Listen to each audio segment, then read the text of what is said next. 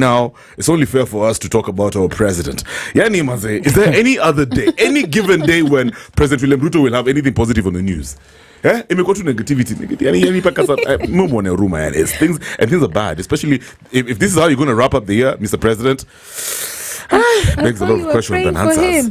I mean, he's my president. He's your president. Have you given up like the rest of us? Imagine I haven't. So the latest news that I'm reading now is that President Ruto has been ranked as the second most corrupt leader globally after Syria's Bashar, according to OCCRP.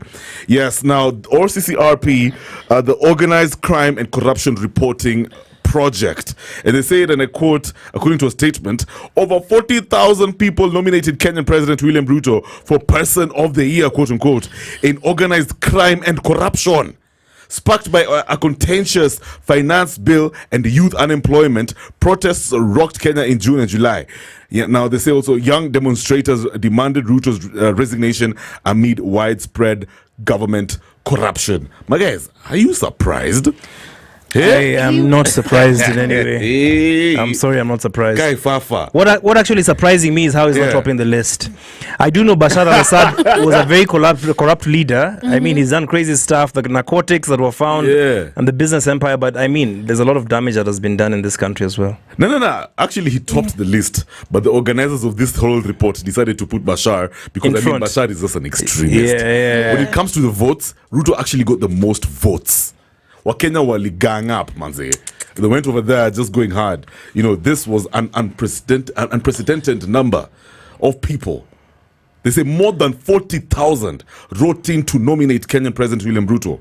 Yeah? Do you know what's quite sad is that we're trying to look for foreign investors to invest into this country. And the first thing they're going to see is that, and they're going to be like, why are we giving you money if you have this person here who's going to take the money and not use it for what you have? His reputation is at stake right now. Yeah, and a lot of countries who did give us money are now going to be like, okay, so what happened to the money we gave you? Because clearly you've appeared on this list. I mean, you wanted the Grammy so bad, you got nominated. So that should be on the Grammy.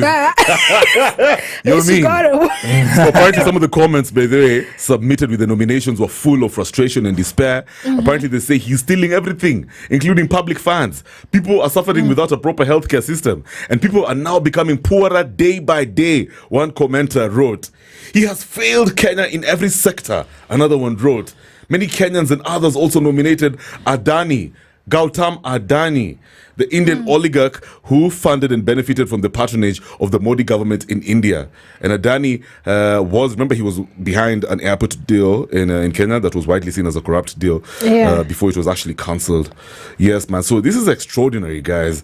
So I'm also reading over here how they're saying the judges acknowledge the importance of public interest and outrage at corruption. However, since the award is given to the person who has done the most to wreak havoc around the world through organized crime and corruption, they decided to settle on Assad, who became the winner. So, ikitu ni normal because Ruto actually got more votes than Assad. It's just that Assad's record was just a bit too... I mean, guys, we know whatever he did. Yeah, it's been around for a long time. Yeah.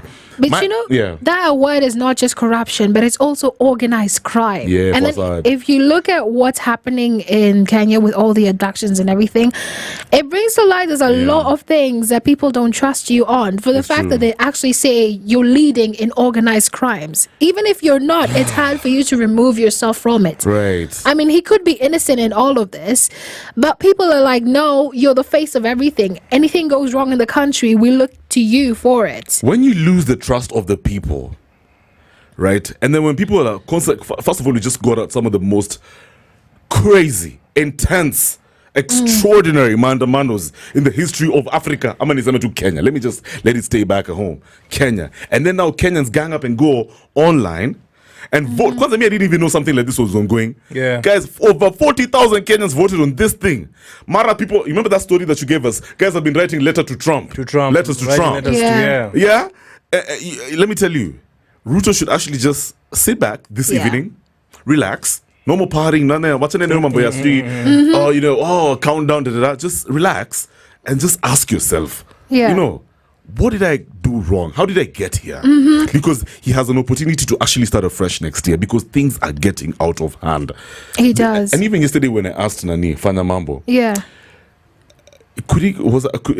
Am I wrong to say that Ruto is probably the most hated president in Kenya's history? Somehow, I don't have a hate-o-meter, so I can't judge it. Now, see, these are the effects of hate. It's because guys are always ganging up against you to express their hate. And I feel like this is just the start. Next year, by the way, if our president doesn't make some drastic changes, I don't know what's going to happen, man. Because you could have very good ideas on how to progress the country forward.